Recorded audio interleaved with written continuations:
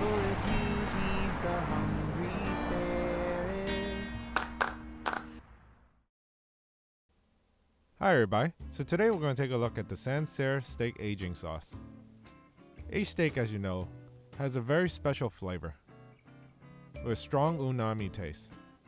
Typically, aged steak is very expensive, so if this sauce is able to take regular cuts and age them without actually aging them, then that would be great. Or at least tries to simulate the aging process. On the back of the bottle explains what it does, has the nutritional contents, and has the ingredients.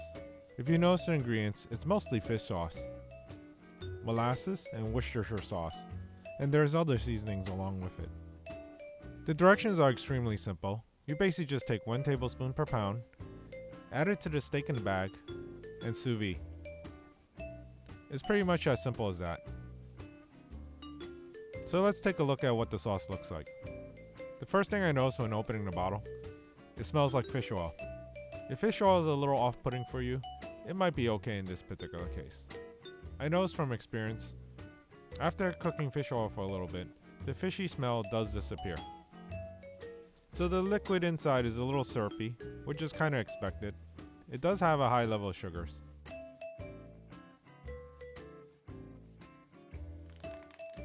Here's a steak that have a little bit over a pound.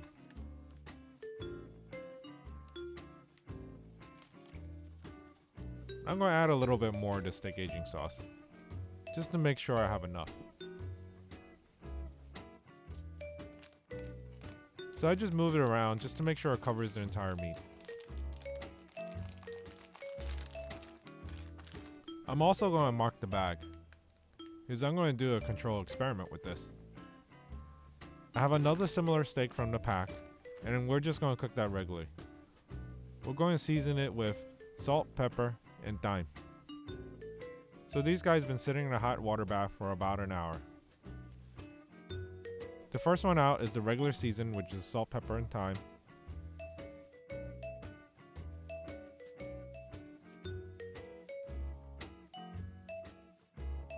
The second one is the steak with the steak aging sauce.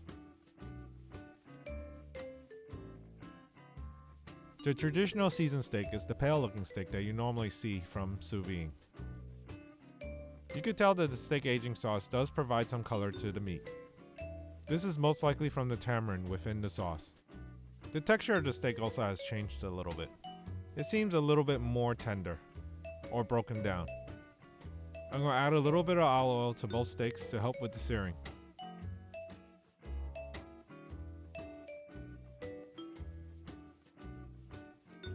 Alright, so let's sear these bad boys up.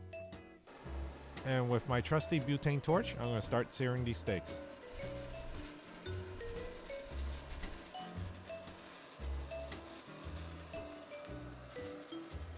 I'm not going to time the searing.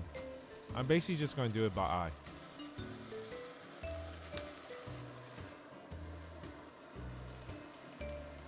Once it reaches a certain color, I'm going to stop.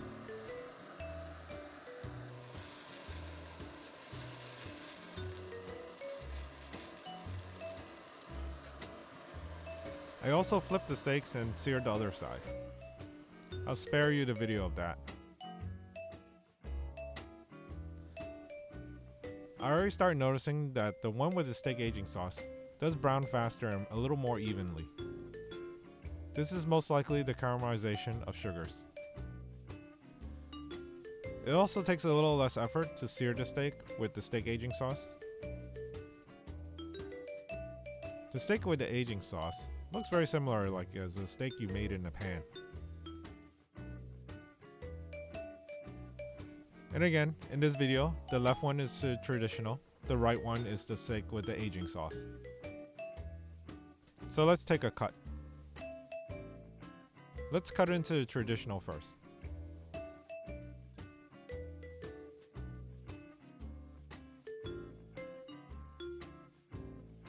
So let's cut into the steak with the aging sauce.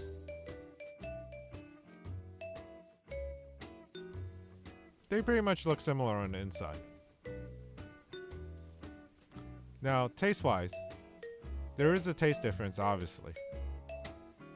The steak with the aging sauce does have a higher umami flavor. It's more beefier.